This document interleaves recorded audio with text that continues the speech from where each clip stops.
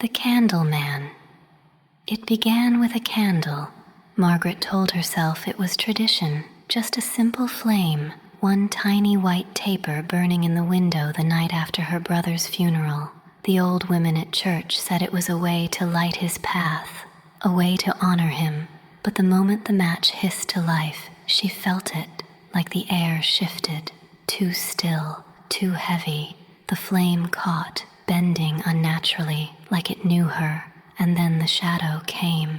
At first, it was only on the wall, long, warped and faceless, stretching taller than the ceiling should allow. It rippled like wax melting, dripping. The longer she stared, the more it seemed to pull away from the wall, bulging forward like something pressing against a thin sheet. And then it peeled free. The smell hit her first. Burnt hair, burnt skin. A hiss, wet and quiet, slithered out of the dark. Payment. Her throat locked. She stumbled back, hands clutching the dresser, eyes wide. The figure was faceless, just a head smooth as candle wax, features half melted. Its arms dripped, globs of glowing wax sizzling as they hit the carpet. The flame guttered, and in an instant of darkness, something hot fell against her cheek. She screamed, clawing at her face. The skin blistered as if burned, but when she wiped her hand, nothing. No wax, no fire, just pain. The candle went out. The shadow vanished, but the smell of smoke lingered. She didn't sleep that night. Every time she shut her eyes, she saw it. The wax man peeling from the wall, faceless head tilting as it whispered. By morning, she told herself it was grief, exhaustion, hallucination, but the burn mark on her cheek told a different story. And then the whispers began, not out loud, inside the flicker of shadows, in the tremor of streetlights, in the hum of her refrigerator. A hiss curled against her ear when she tried to rest. Payment. She stopped turning off the lights at night, stopped using matches, stopped letting herself stare too long at shadows. But then the wax appeared, first a drop on her pillow, then streaks along her bathroom mirror, pale and oily.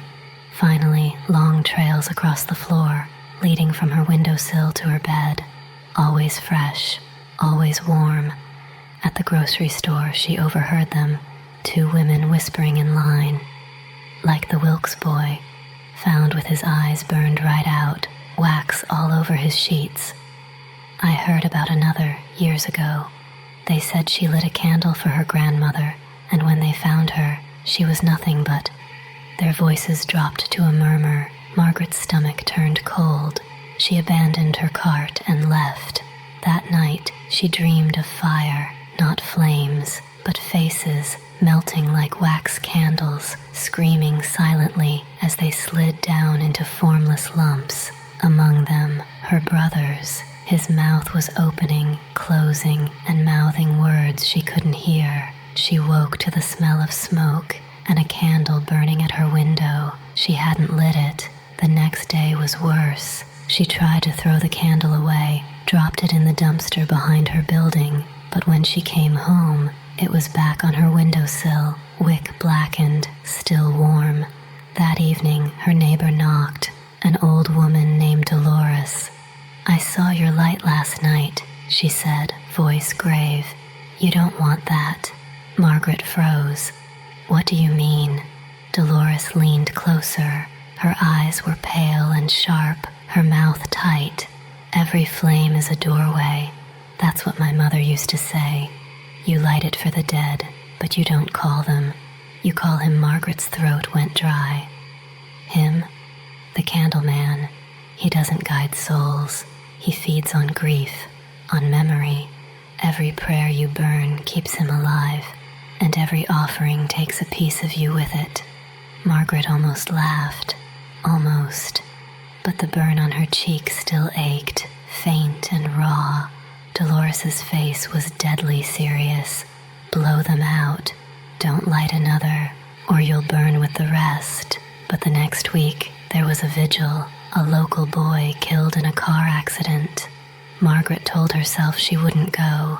She told herself she wouldn't touch another candle, but somehow she ended up there, standing shoulder to shoulder with neighbors, a candle pressed into her hand. The flames bobbed in the night breeze, a sea of flickering light. And then he came. The Candleman rose from the shadows behind the crowd, faceless and dripping, his body stretched impossibly high, wax spilling down his limbs in rivulets, his head tilted, smooth and eyeless. Everyone else just kept singing, kept swaying, frozen in the ritual. Only Margaret saw him move. Only she saw him step through the crowd, wax dripping onto their shoulders, hissing on their hair. They didn't even flinch. His faceless head turned toward her, and the hiss came again. Payment. She ran, left the vigil, dropped the candle, and didn't stop until she reached her apartment. She locked the door, shut the blinds, and shoved every candle she owned into the trash. But that night, her brother came. Not really him, just his shadow, his outline on the wall, flickering as if lit by a fire she couldn't see. His voice cracked, thin and far away. "Stop, Maggie. Don't light them again." She reached out, sobbing, but when her hand touched the wall, the shadow screamed and melted into wax that slithered down the plaster. Behind her, she heard it, the hiss, closer than ever. Payment. She couldn't take it anymore. She decided to end it. One last candle, one last flame. She'd face him, bargain, curse, or whatever it took. At midnight, she placed the white taper on her windowsill and lit it. The flame caught instantly, unnaturally strong, throwing her whole apartment into sharp, violent light. The Candleman stepped from the wall. This time he was whole, towering, faceless, a dripping giant of pale wax. His chest oozed with half-formed faces, mouths opening and closing silently as they slid down into his body. One face made her blood stop cold. Her brother. His mouth moved, screaming without sound, swallowed by the molten folds of the Candleman's chest. Margaret fell to her knees. "Please let him go." The Candleman tilted his head. "You offered him." The hiss slithered. "The night you lit the flame, he became mine." "No," her voice broke. "I didn't know." The wax dripped closer, searing her hands where she tried to crawl away. "You prayed. You burned." Payment. The faces in his body writhed, mouths stretching wider, burning from the inside. And then she felt it, heat rising in her chest, searing through her throat, her skin blistering as wax bubbled up from her pores. She screamed as her hands melted, dripping into puddles. Her face sagged, flesh softening and sliding. The last thing she saw was her brother's face pressed against the Candleman's chest, mouthing her name before he disappeared beneath the wax. Her scream joined his, and the Candleman grew. Days later, neighbors whispered about the fire that gutted her apartment. No one found her body, only a puddle of wax fused to the floor. That night, dozens of candles burned across the city, vigils, windows, shrines, and from every flame, shadows began to move. The Candleman had been fed, and he was still hungry.